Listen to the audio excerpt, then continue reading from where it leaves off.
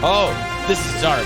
I love Zark. You're watching Hubwarrior Galactic. I'm Oliver Zark, and in today's report, we will take a look at this year's launch week venue and talk to active Navy starmen about their Invictus preparations.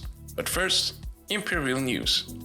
Taxpayer money is being wasted by the CDF.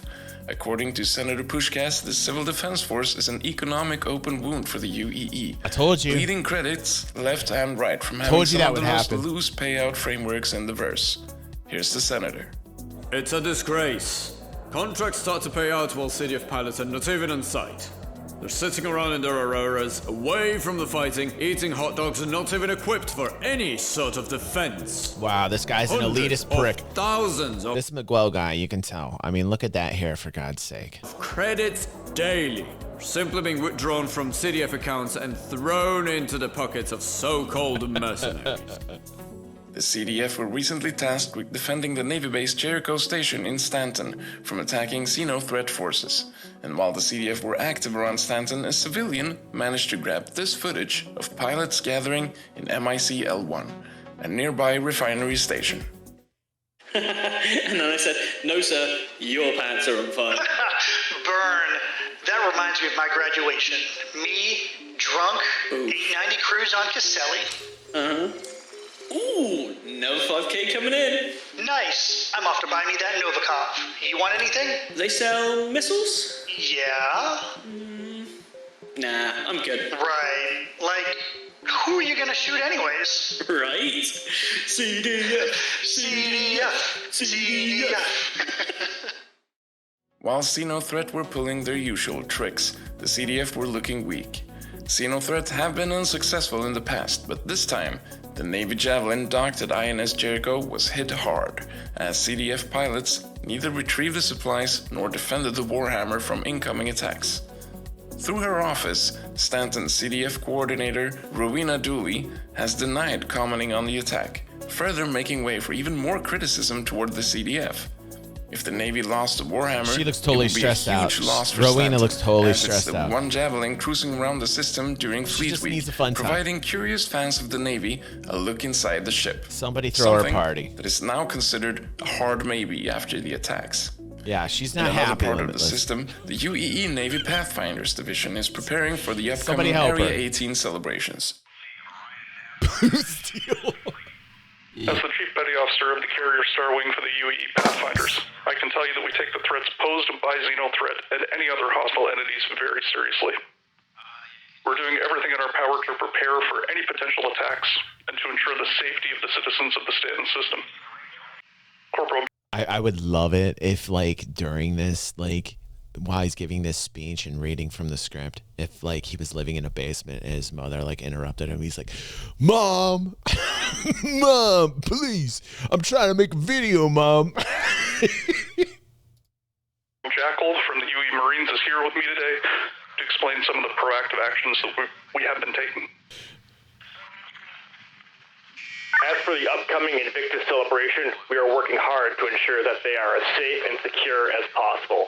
Additional personnel and resources to key areas around the system have been deployed, including at spaceports, public spaces, and key infrastructure facilities. We are also conducting regular security sweeps and drills and prepare for any potential emergencies. In addition, we are training our personnel to respond to a variety of scenarios that could arise during Invictus celebration, including terrorist attacks, sabotage, or any other forms of hostile activity. And I will not be having sex with my wife tonight. 'Cause no, I'm just teasing. I'm just teasing. It was a joke, Pepe. It was a joke. It was a joke. Our goal is to be ready for any eventuality and to ensure that the celebrations go off without What's a up, hitch. Starlet? Welcome to the Overall, stream. we take our responsibility as Pathfinders They very could be. seriously. It could be, Ash. And we are I doing like that. everything in our power to protect the citizens of the Stanton system from any and all threats. The UEE has announced a new trade agreement I do after respect meeting the with nerd- the Xi'an the trade nerd, but- delegation, paving the way for increased economic Very serious cooperation gameplay between right our there. two civilizations. The agreement, including the exchange of Which is cool. services I and mean, that's cultural fine. knowledge, is believed to be a political response after Imperator Addison's nominee for UEE ambassador in the Xi'an Empire was rejected by the Senate back in 2951. Oh, snap. Addison was then prompted to rethink her nomination of Xi'an diplomat Nya Hyo-young to Yi, whose nomination... Wow. Did Zark literally make a replica of Addison? That is very... Zark... Oliver is on it, man. That was pretty cool how he did that. Hyo-young to Yi, whose nomination was voted down by senators who didn't feel they knew the Xi'an culture well enough. This trade agreement can blow some wind in the sails for Imperator Addison. Now, let's go over to our reporter, who right now is in Area 18, investigating what we might expect from this year's Invictus launch week. Welcome to ArcCorp, where the Invictus launch week in Stanton is once again back in the Bevic Convention Center. Uh-oh, boys. The Navy last paid Area 18 Get ready a visit for a in poop fest. 2950, and later in 2951, for the first time in Stanton history, the Navy introduced guided tours on board an active duty Javelin, the UEES Warhammer. This year should be no different, and with Captain Metcalf and his crew having just finished up a skirmish against Xenothreat, there's no telling what interesting and inspiring stories the crew of the Warhammer have in store for us. But as you move through the ship, remember to be respectful, as not all starmen are comfortable discussing potential fresh losses and stressful situations from just a couple weeks back. In Area 18, things are looking a little different compared to the 2950 event. The weather is cloudier and the show floor is redesigned, indicating there might be some new ships available for the public to see. The only question we want answered is, can we try them, or will they be restricted for military use only like the Anvil F-8A Lightning? While focusing on decorating the landing zone, the Navy is silent on the subject, keeping us in the dark until May 19. As a side note, Hurston Dynamics are trying to capitalize on the increased tourism to the system by treating visitors with access to polluted Lorville rooftops and newly installed LED building art. And if the air was any cleaner, maybe we could even see it. Good luck with that. For Hubwire Galactic, I'm Jake Foley. Jake. I'm getting word we have a CDF-affiliated Hubwire reporter on Jericho Station, ready to interview a Navy officer about the Xenothreat situation. Ready to connect visual?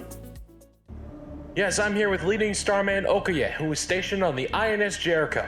Starman Okoye, the last few weeks we've seen some brutal attacks on the Navy base and the station Javelin. What's going through your mind? Well, if I had to say it's been hard, it's not accurate enough. We've had to basically fend off the attack by ourselves. A few CDF pilots have helped out, but most never flew out here because the CDF pays them anyway. The UEE has a strong Navy, though, and this beast has defended herself without assistance before. What are your thoughts on the CDF right now? I want to send a thank you to the few pilots who managed to get here and help us out. But yeah, I don't know. Maybe the military should be in charge of deploying military aid instead of having to wait for the advocacy. Former Starman and HubNet producer Natronic says he thinks the whole thing is a mess, and that we can't afford to pay people for a task they're unable to support. Nate over at Lead Problem-solving Expeditionary. first, paychecks later. What are your thoughts on that? Well, he's right, but I'd like to take it one step further and say Dooley should resign. Well, people, you heard it here first. Navy and advocacy relations are frosty right now. For Hubwire Galactic, I'm Dude, Marcus I love Hurst. what they're doing. I love what they're doing. Bold statement indeed from an active Navy starman. Anyways, that's all we had tonight. It's very good. I love what he does. Sark, and you are wiser than yesterday. Very cool. Be safe, and Very I'll see cool. you in Area 18. Very cool. Listen, and I would also like to say, listen, to Pathfinders, you know, I'm just joking. Don't get mad at me. I already got Med Runners mad at me, and now Pathfinders organization's going to be mad at me. I'm just a dude. I'm just a bald dude with a soul patch, you know, being myself. And, you know, a lot of people, they don't like that. Thank you. River likes that. What's up, River? River Grit's here. We got royalty. We got royalty up in here. PvP royalty. All right, next.